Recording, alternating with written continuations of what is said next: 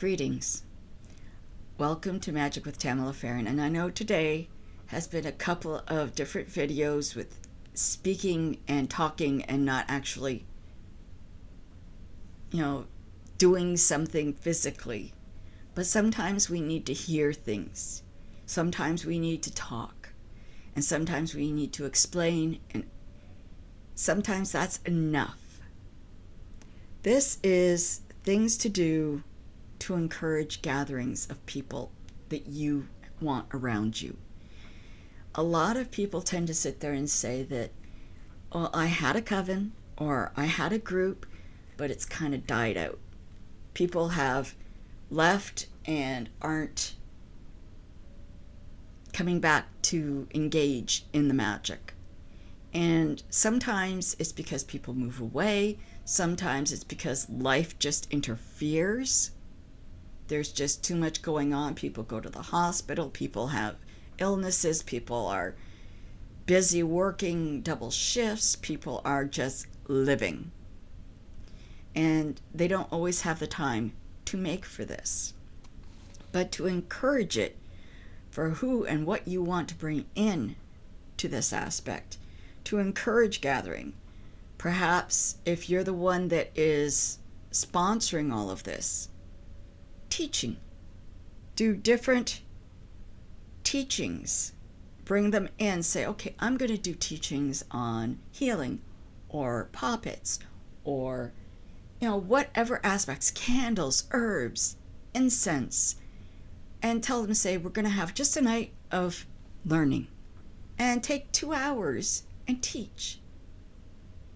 That'll start sparking interest. They might start coming out more. Family feasts and bonfires. Get everybody together for a feast, whether it's a barbecue outside or it's a big pot of chili inside. Have everybody cauldron luck. Have everybody bring something to add to the dinner. And enjoy one another. Talk to one another. Gather and get to know each other better. Have a bonfire outside. Maybe somebody will sing. Maybe somebody will start doing readings. Maybe somebody will just, play bongos. Have a drumming circle. There are so many aspects that you can incorporate that don't mean specific rituals and celebrations. They're just get-togethers like families do. Families get together and enjoy one another. And this is something that you really need to understand. A coven is a family. For me, it really was. It really was. It was passed down throughout the family. So my coven was family. This has transferred into those who come to celebrate with me now. A lot of them feel like family. They are family in my world, but they're not blood family. So I have some blood family and I have some adopted family, if you will. And everyone is treated as such, with respect and honor, and brought in as if they are connected to us, because they are. They really are. If you sit there and say, well, I'll have you in my circle, but I'm keeping a distance from you, or I'm not going to let you know what I do personally on this or on that spell. You're closing off. So people aren't going to feel welcome. People aren't going to sit there and go, well, I'm going to take my time that's sacred to me and go and spend it with somebody who doesn't want to connect with me, doesn't want to give me a hug hello and tell me that I'm a special part of their life. It doesn't feel right. And somebody that tends to, and I find this in a lot of groups right now, there's a person who wants to play the dominant person and yell at people and tell people you do this or nothing at all. And that's not the way it is. In a coven, you work together as a family. You work together. You talk about everything that you're going to do. You share the responsibility. You work on everything together. Together. You don't just order people around. Now, there is a difference between if everyone's coming to your home and you want the respect given to the gods that you have brought into your home. And they sit there and they say, well, I can't because that's not who I... Okay, fine. But you have to respect me because this is my home. I will respect you when it's yours or in yours.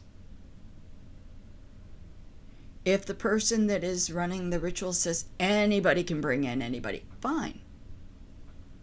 Anybody can bring in any gods. Perfect. But if they're kind of like, well, these are the gods I've set up as my hearth and home gods, and I would really like to stay with them right now, rather than insult them. These are the ones I work with. I would like to bring them in on this. That is where you sit there and you say, I respect you for this. That is not a problem. Ask. Maybe they'll sit there and say, I don't mind. Anybody. And sometimes, especially if it's an outdoor ritual, they'll say, anybody that wants to bring their gods in, please feel free. And it's a given. But if it's in a personal home and it's by their personal altar, you might want to respect that. You have to give into that, so to speak, and respect them enough. I mean, if you're supposed to be family, the respect should already be there. Those that are affected by this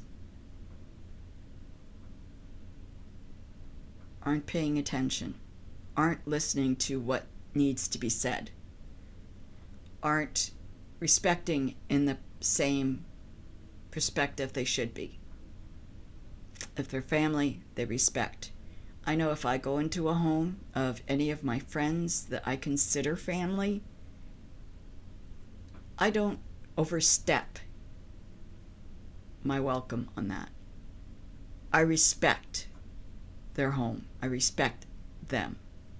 That is just the way it is. Now, craft nights. Getting together to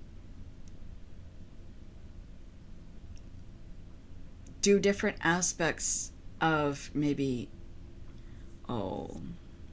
astrology or different effects that certain things, like working with ribbons, working with cords, working with candles, working with incense, working with all these different aspects. And it's not just a teaching, it's an actual craft. In other words, if you're showing them, this is how you dress a candle. Make it into a ritual so that whatever they're doing brings maybe peace and love into their home, or something that they can carry back and utilize in their magic till the next gathering. It could be needing of a job. It could be of legal advice. It could be blessing a home. It could be healing. Anything. As you're teaching, you're also working the magic. You're showing them. You're sharing. That's very important. Sabbat or Esbat gatherings, solar or lunar festivals. So, say you want to have the solar festivals outside, and you have, or the lunar festivals outside, and the other in the home, in the Covenstead. Let that be known, so that the outside ones, they can bring representations of their own gods. The inside ones, they can give offering to yours. It's as simple as that. The honor and the respect must be there. It is a given fact that we as brothers and sisters need to respect one another and how we work things. In other words, if somebody does something different magically than you, you have the ability to say, this is how I do it. You don't have the ability to say, you don't know what you're doing. Unless, and this I do, unless this person is harming somebody or themselves, you let them know what they're doing to do that. Explain to them. Share what you know with them. What they do from there is up to them. That is their choice, their path, their journey. But you don't demand. That's inappropriate manner. That's not right. You have no right to tell how another one to practice. You can share with them, oh, I wouldn't do that because if you're trying to heal somebody, that could actually hurt them or bounce back to hurt you. You let them know what you think and what you feel and what you've done. And then it's up to them to go from there. You can't be the parent. You can't be the only adult in a coven. They have to be responsible for their own actions. So whatever they do at that point is them. It's all them. And if for some reason there's an issue because you don't want that in your home, you're scared, you don't want anybody harmed, you let them know. While you're in my home, this cannot be done, please. I don't want anybody in my family, my grandkids or my kids getting hurt. I don't want any of my friends that are surrounding my family that is within the coven to be hurt. So if you want to practice this way, you may have to do it in your own home. That's covering your own family, your own life, your own home. But you're not judging them. You're telling them they can do it. Just you're not feeling comfortable with it. And that's okay. Because if you don't feel comfortable with something, that's okay. You have that right. This is your journey, your path. Another one is reading nights. Take an evening that you can take 3 or 4 hours. Set up a table with snacks and teas and coffees and have everybody bring their choice of scrying tool, whether it's tarot, dowsing rods, pendulum, tea leaves, crystals, mirror, cauldron, whatever. And let them, everybody, share in readings for everybody.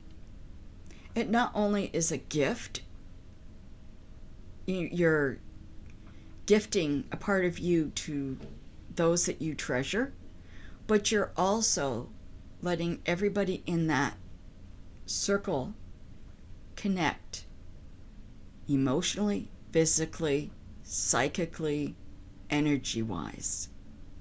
You're letting everybody know everybody else, so that when they come to work magic, they already feel connected. They know this person. They know them from the cards or however scrying they've chosen. And they can sit there and say, I'm actually comfortable with working magic with this person. You get to know everybody. It's not like a bunch of strangers that you are decisive, where you sit there and go, I don't know if I can work with this person. I don't know their energy. I don't know where they're coming from. I don't know if they're a backstabber, whatever. And I find a lot in any community, any belief structure, any religion, any spirituality. You'll get the odd person that is looking more for the power than the perspective of love and trust. And those, sorry to say, tend to be weeded out when you get to know each other. Either they take themselves out because they can't handle the positive, or you all start pulling away a little bit and they get the hint. Now, you can, like I said, reading nights, scrying nights, making magical tools. Somebody says, okay, I've got a bunch of sticks here that I have gathered and I have let dry and whatnot, and now I would like everybody to learn how to make a wand. So you have a night of making wands, you have a night of making brooms, you have a night of making wreaths for protection for the front door, you have a night of maybe making rune sets, you have a night of showing how to make mojo bags or poppets. It all emphasizes on the tools, and you put your energy into these crafted tools, and guess what? When you're working with them, the energy just constantly builds. So the healing or the aspect of magic that you are focusing and putting the intent in is actually building and actually working 10 times harder because you created the tools you're using. You didn't go to a store and buy them. You created them. You put your energy into them. It's such magic, and it is so important to absolutely do this. Now, gathering days, maybe you want to go out and do walks or go out to different stores, say in the next town, magical stores, or if you want to,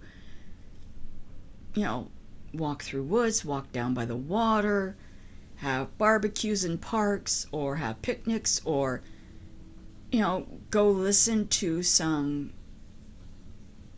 to a sound bath together, go to a drumming circle together, go to a meditation or maybe a yoga class together.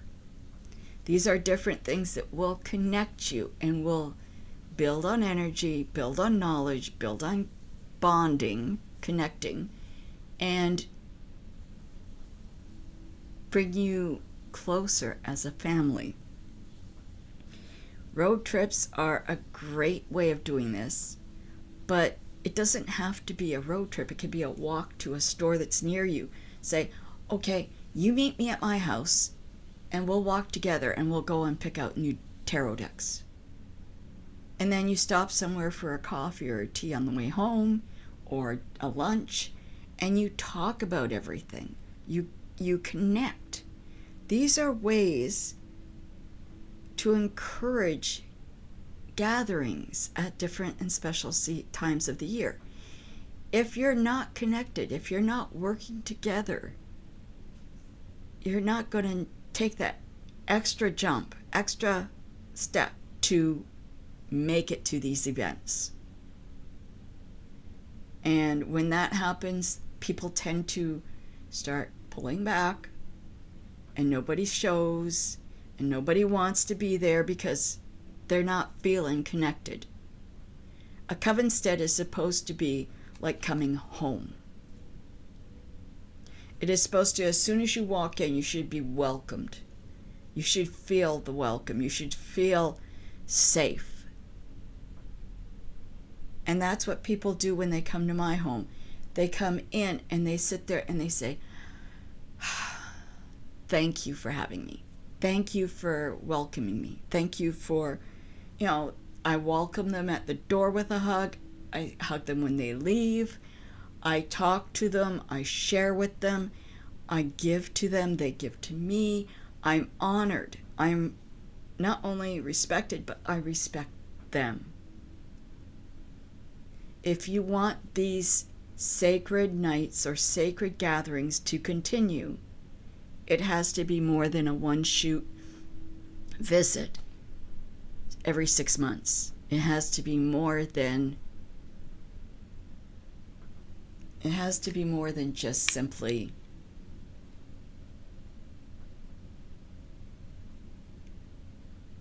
seeing one another and saying hello. Perspective is how people see family. It's how they visualize, how they connect. Somebody that is bent and determined on making somebody else the evildoer and they're the victim is never going to show up. Well, they didn't want me, they didn't like me, they didn't respect me. They're not going to show up, whether it's in their head or not. So if you make the extra effort to try to vocalize, to try, and they still don't respond, that's on them. That's on them. That's something to do with their path and their journey. They need to either learn something or grow within or deal with an issue that they're going through. That's not on you. That's on them. Because if you're doing everything that you can to share with them, that's on them if they don't come through. And sometimes people just don't click. Sometimes people just don't connect. And that's okay too. And sometimes they're just going through something. Again, that's on them. If you want help, offer their help. Offer them love. Offer them guidance. If they want it, they'll let you know. And that's all you can do. I hope this helps you. Like I said, I've had so many people coming to me saying, I tried, I had a group, but they all just dissipated. They disappeared. Family is something you have to work at. And a coven is a family.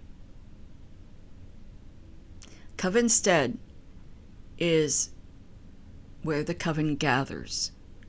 Like a homestead is where the family gathers in a regular home. So make it such. Make it inviting. Make it feel welcoming. You'll see the difference. I hope you enjoyed this video. I have a reading coming up, and then I'll be posting all these. You take care, many blessings, and I will talk to you real soon. Blessed be. Oh, please click like and subscribe. I really, really would appreciate that, and share my videos too. Thank you so much for everything. Blessed be.